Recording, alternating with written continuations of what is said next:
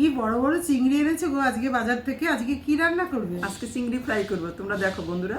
এই দেখতে থাকো, খুব ভালো লাগবে। চিংড়িটা ফ্রাই করার জন্য 2 চামচ ময়দা নিয়ে নিয়েছি, 2 চামচ কর্নফ্লাওয়ার নিয়ে নিলাম, 1 চামচ আদা রসুন পেস্ট দিয়ে দিলাম, সামান্য পরিমাণে একটু নুন দিয়ে দিলাম, যেহেতু চিংড়ি মাছে আমি নুন মাখিয়ে রেখেছি। এবার এটাকে আমরা মেখে নেবো। এটা সামান্য একটু জল দিয়ে দিলাম, তারপর এটাকে আমরা মেখে নেবো ভালো করে। একটু জল লাগবে।